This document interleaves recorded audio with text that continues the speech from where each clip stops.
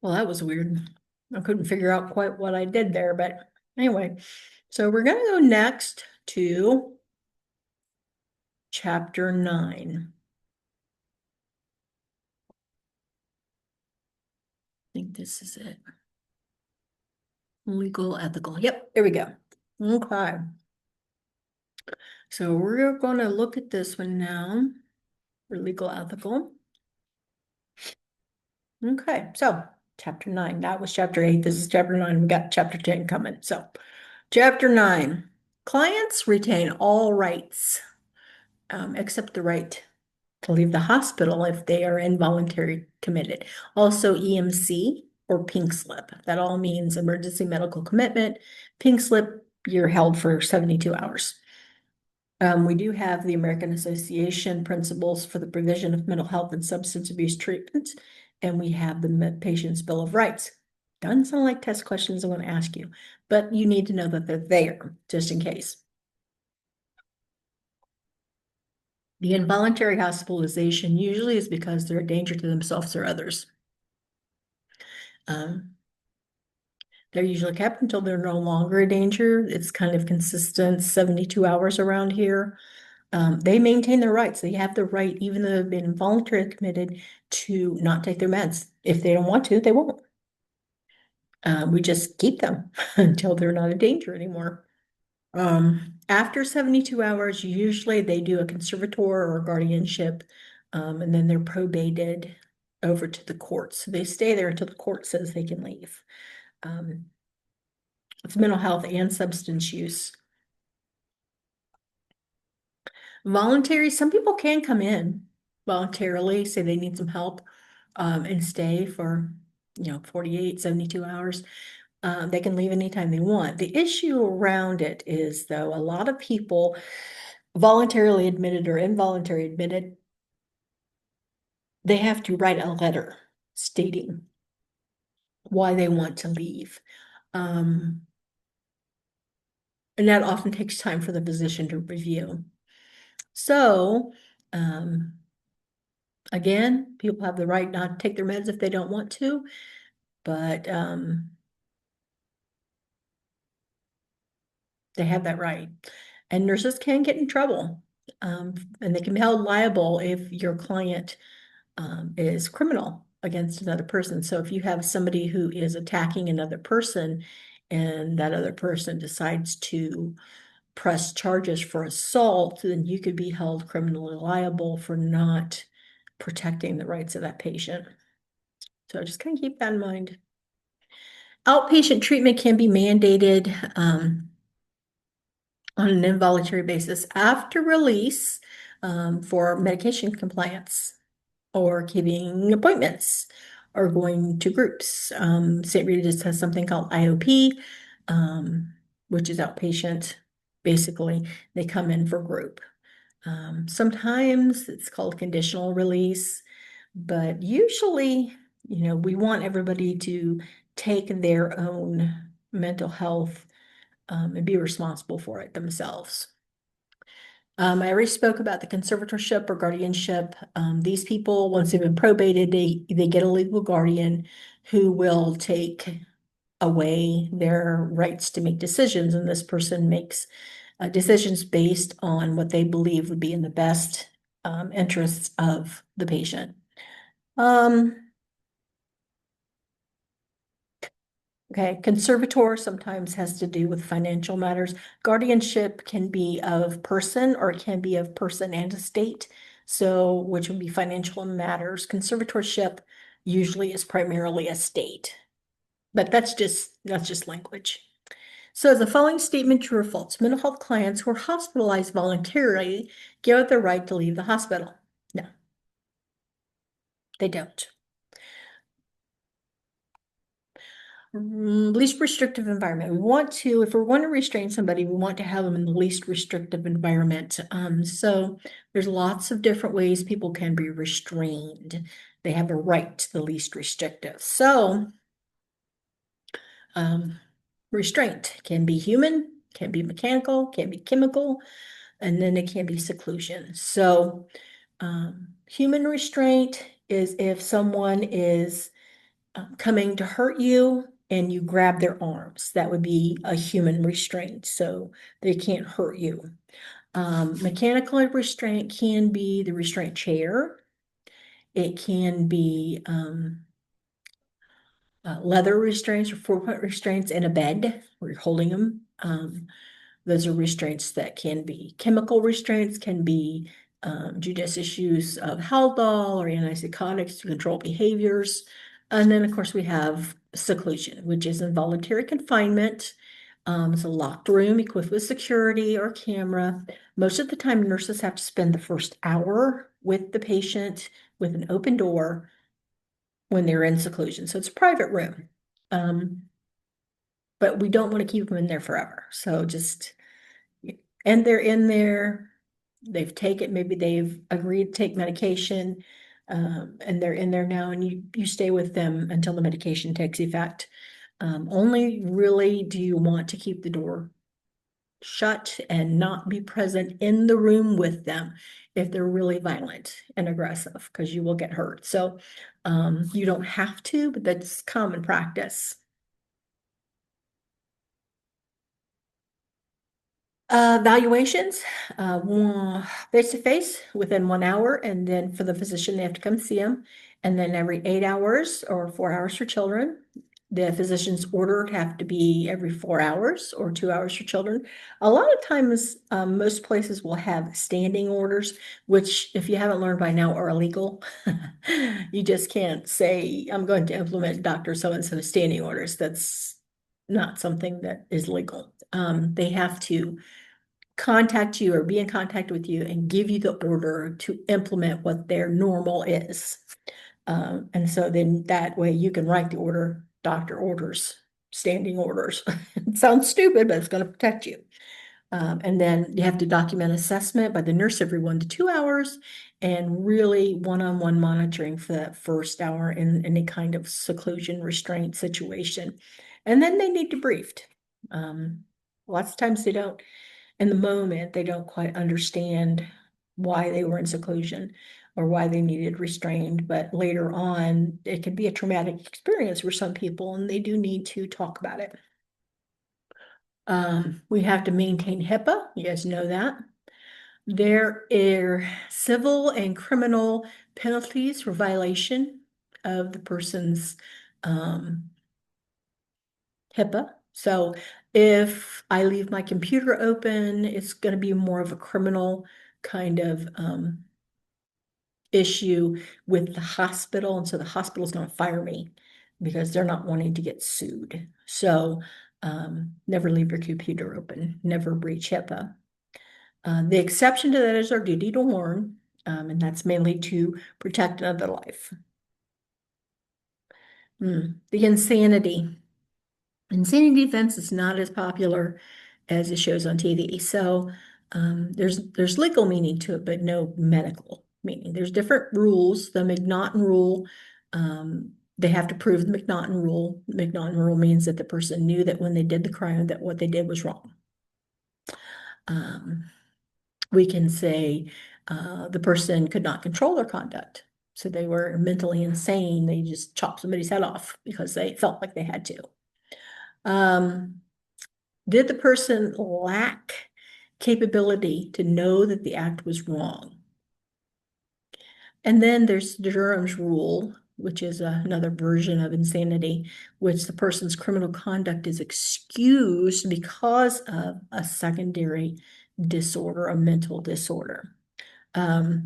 He's autistic. Did he know, that beating her in the head with a crowbar was wrong? And we can excuse that. I don't know if I agree with that one. That one really kind of penalizes the people who are hurt because the person has a process in their brain that it needs to be excused because they couldn't help it. I struggle with that one, but it's in the book, so there you go. 4 states don't believe in the insanity defense. Ohio is not one of them. They still use it. The argument being that it allows the legal system not to be responsible. So the following statement, true or false? A nurse is required to maintain client confidentiality unless a person threatens a specifically identifiable individual or group. That is true. Better be true. Yes, that's a duty to warn. Nursing liability. We have a responsibility to provide safe, competent, legal, and ethical care. We are usually driven by the code of ethics put out by the ANA. ANA just came up with an entire new code of ethics. I don't have it here with me, but if you're interested in seeing it, I can bring it to class. We do have a standard of care. That is our responsibility. We have our responsibility of practice acts. If you've not looked at the scope of practice for registered nurses, you need to. It's different than for licensed practical nurses. We do have responsibilities to our agency and to federal agencies, our job descriptions, and to the law. There are ways to avoid liability regarding all this, and basically it's scope of how you practice. So if you're an ethical creature, you're not going to have a sexual relationship with a patient. So take a look at it, see what it says, performance, practice and performance, state of Ohio. You need to know about torts, just in case you get called in court. Torts are wrongful acts that result in injury, loss, or damage. We have unintentional and we have intentional. Unintentional are negligence and malpractice. And in order for someone to be convicted of malpractice, they have to prove that you had a duty to the patient, that you breached that duty, there was injury to the patient, which caused something to happen. I think about that nursing home patient that was on the Alzheimer's unit. It was maybe 10 years ago now that they got out in the snow and died. So malpractice, was the nurse sued for malpractice? I don't remember, but she did have a duty to the patient to protect them.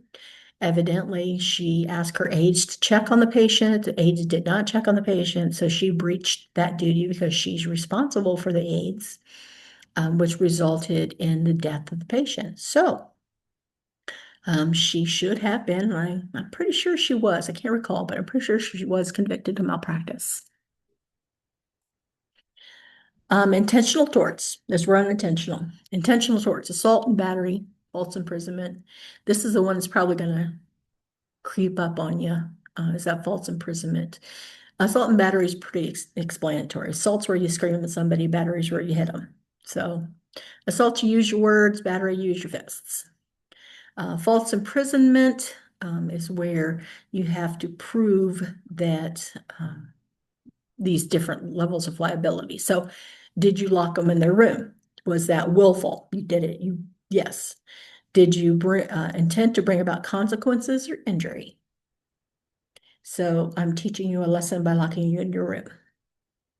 And was the act something that caused injury or consequences? Okay. So false imprisonment.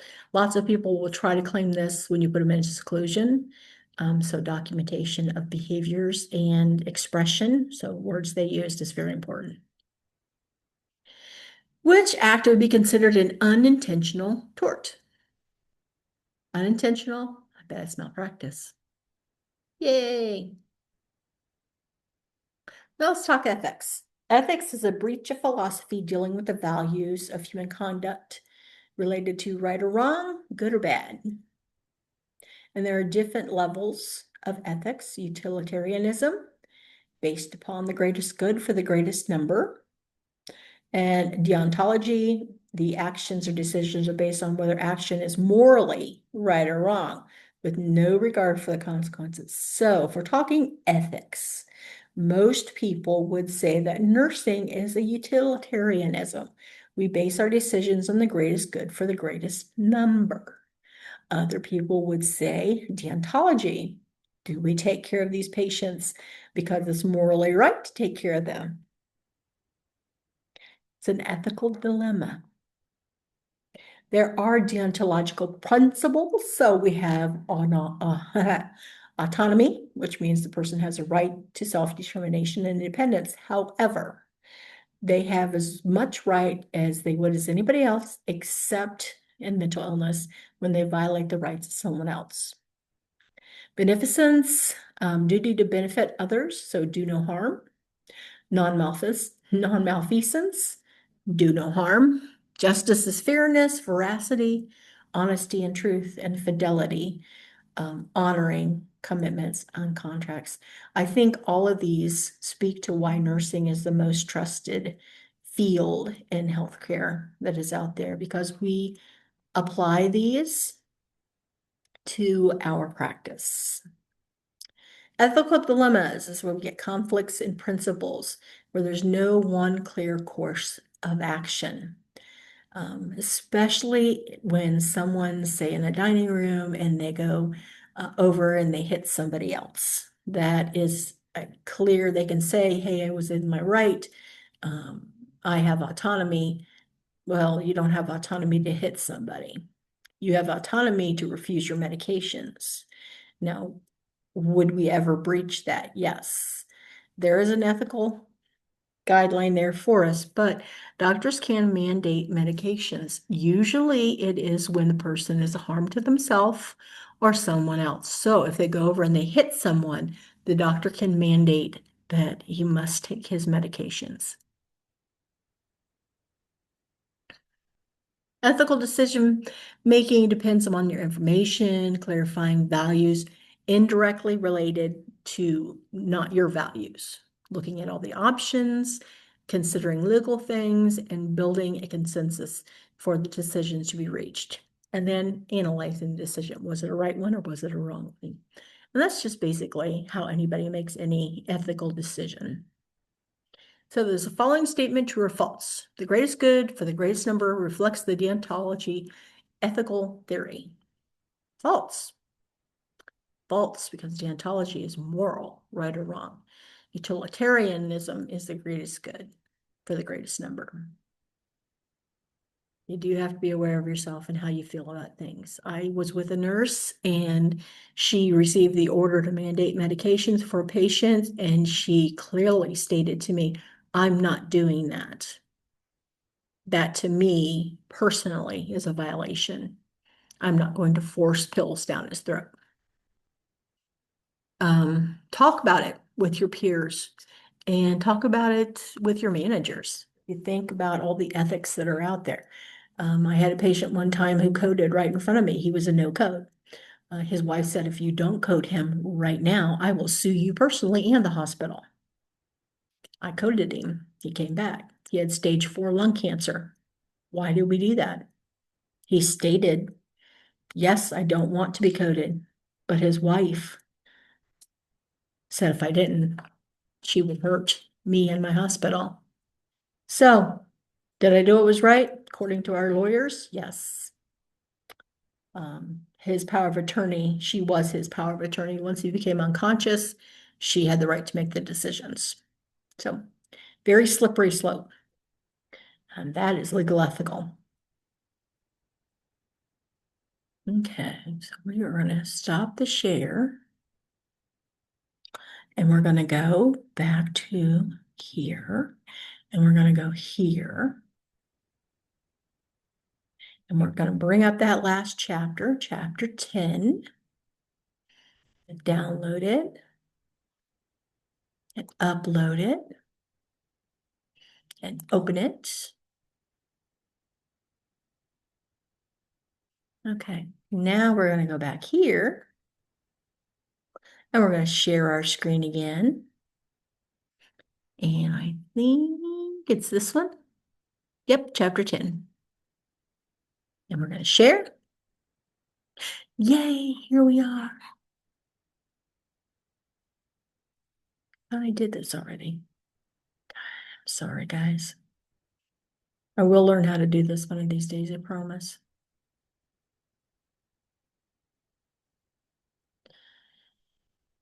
Okay, from the beginning. Okay, so chapter 10, grief and loss. Grief and loss is, you're going to find it everywhere. It is a component of psychosocial nursing, which is what this class is. So Um, you're nurses, you're practicing. I'm sure you've experienced someone else having a grief response, possibly not a loss response, but a grief response. So we'll talk about this, and maybe you can apply it to your practice. Oh, went too fast. Okay. So grief is a process. It's emotion. Grief is an emotion. It's a normal response to loss, and we have to grieve just about every loss. Grieving is a process by which you experience grief. Anticipatory grieving is where you anticipate a loss and you grieve it before the loss happens. Mourning is how we express our grief, and it can come in rituals. There's some people that have very distinct rituals. Some cultures are very distinct, but it just depends. We have physiological loss. There's many losses. Loss of safety, loss of self, loss related to self-actualization or security. Um, a loss of security, I think rape. A safety loss, I think rape, attack, loss of self-esteem. All of these can apply to rape. But this can also be social media bullying, um, loss of self-actualization. Maybe you are not capable of achieving your highest desire for yourself based upon self-sabotage or something like that. But anyway, I'll get to existential. There's many different types of losses. We did talk about Kubler-Ross, or I'm sure you've talked about Kubler-Ross, denial, anger, bargaining, depression, acceptance. There's a couple other theorists. Bowlby, he talks about the numbness with the denial of the loss, that emotional yearning for the loved one, cognitive disorganization, emotional despair, and then reorganization. So it kind of looks like Kubler-Ross, but it's only four. Engel, shock and disbelief, it's denial. Developing awareness, so you tend to say, okay, this really did happen. How am I going to deal with it? Resolution, and then you move on. Now, all loss is independently experienced, and it has a lot of things that factor into the loss. So these theories are just frameworks. So it just depends upon where you need to be, I guess, according to yourself. So hang on a minute. Somebody's knocking at the door here. So I'm going to pause you for, sorry about that. Somebody wanted me to check their ears. I don't get it. It's okay. We'll go back. Okay, so we were here talking about Engel, I believe. Horowitz, again, outcry, denial, working through, and completion. These are all different theories. The big two, Engel and Kubler-Ross, are kind of the ones I focus on. So the first stage of grieving, according to Kubler-Ross, is anger, and I think that is false. It's denial.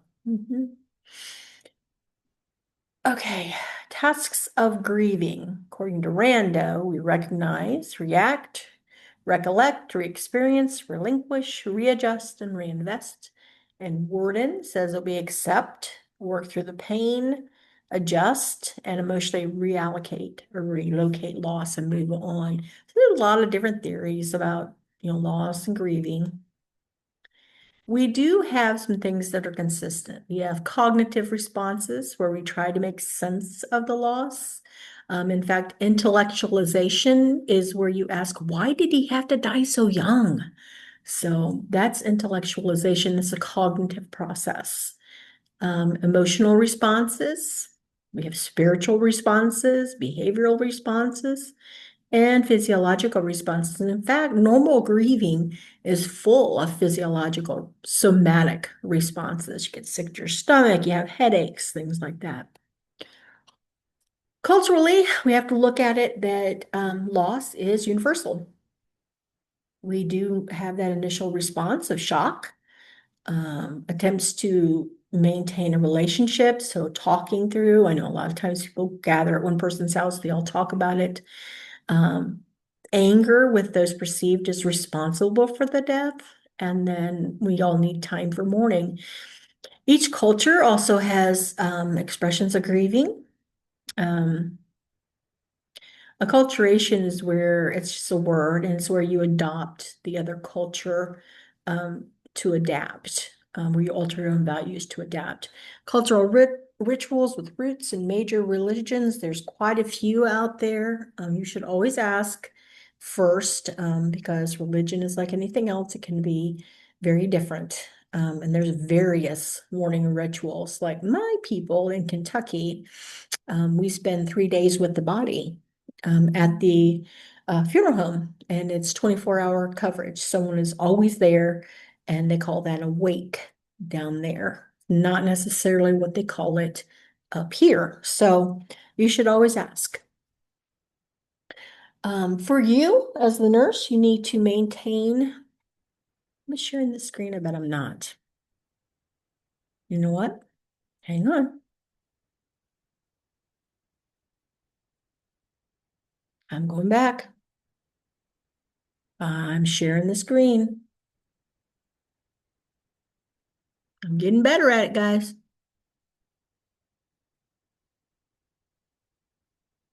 Okay, share.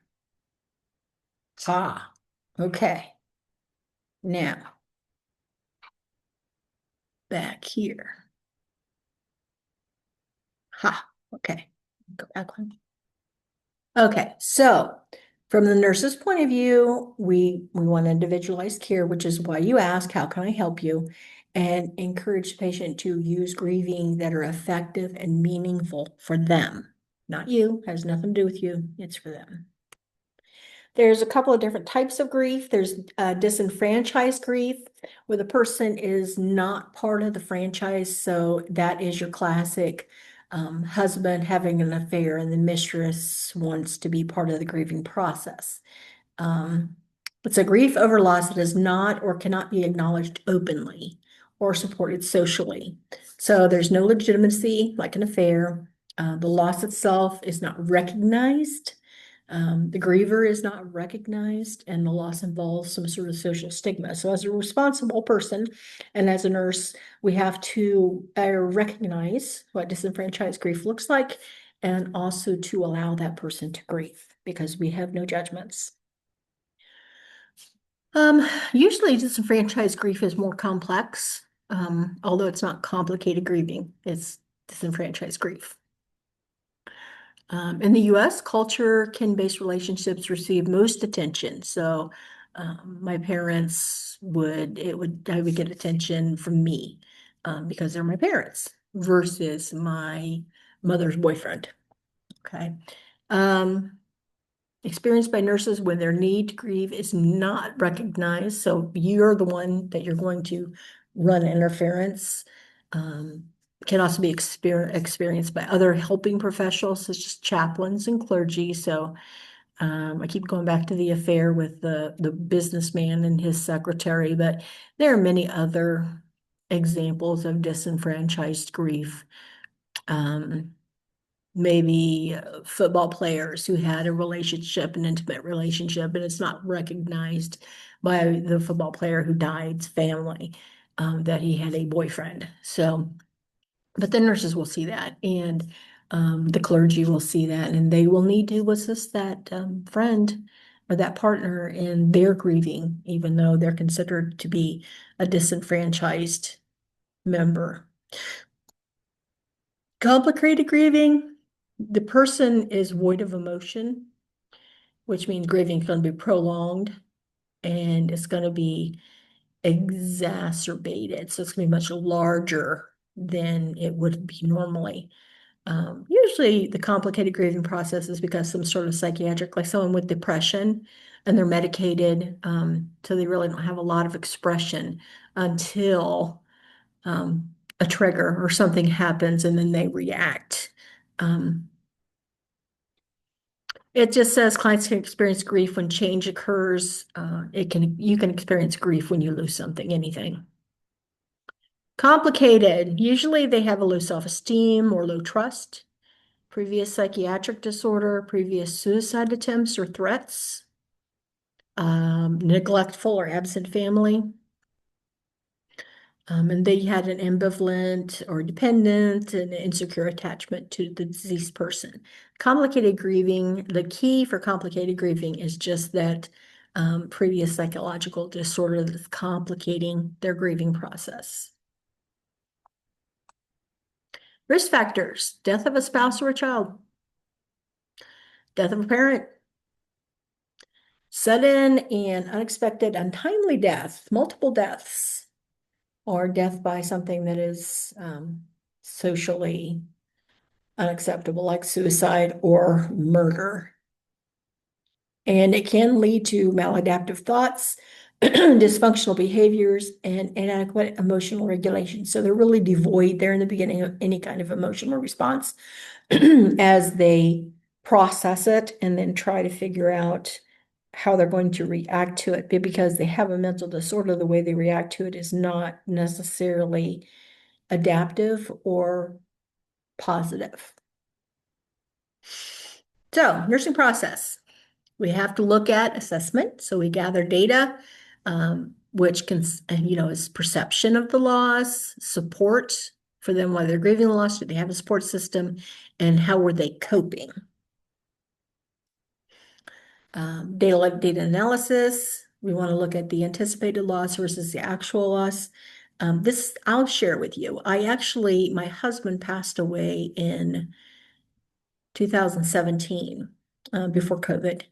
And he had a sudden heart attack. He was 55 and passed away.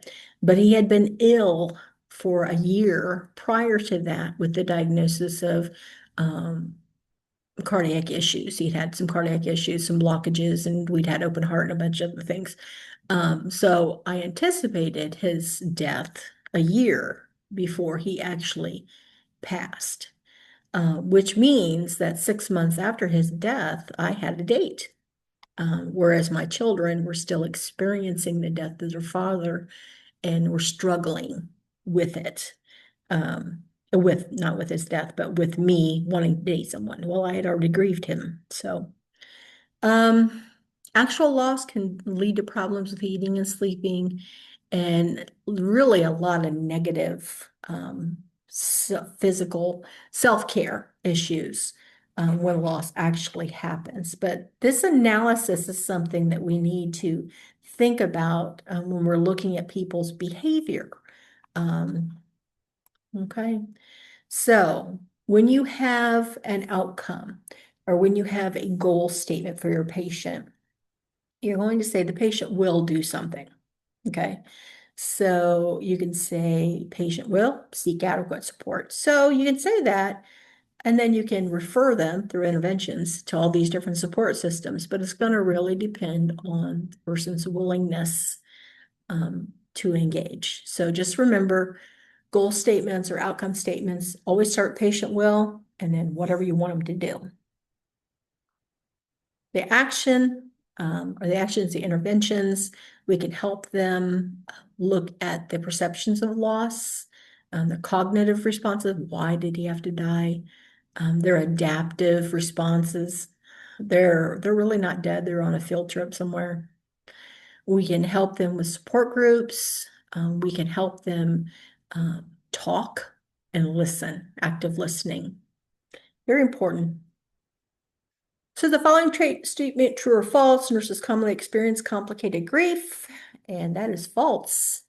Although it's possible for anyone to experience complicated grief, a nurse would be more likely to experience disenfranchised grief when their need to grieve is not recognized. So if you had a patient who died and you needed to grieve that patient because you had been their caregiver for one-on-one for a month, you would be considered someone who has disenfranchised grief.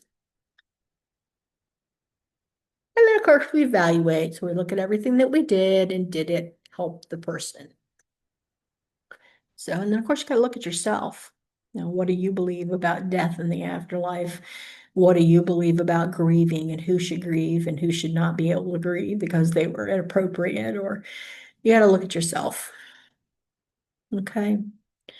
Take reflect on the results of your self-awareness inventory, and then keep it going. Keep not judging, keep evaluating yourself, figuring out who you are. It's very important for you to have, so you have effective care of the patients. All right, that is all of it. I hope this helps, and I hope our activity in class helps for the quiz next week. The 25-point quiz we have next week, and I will see you then.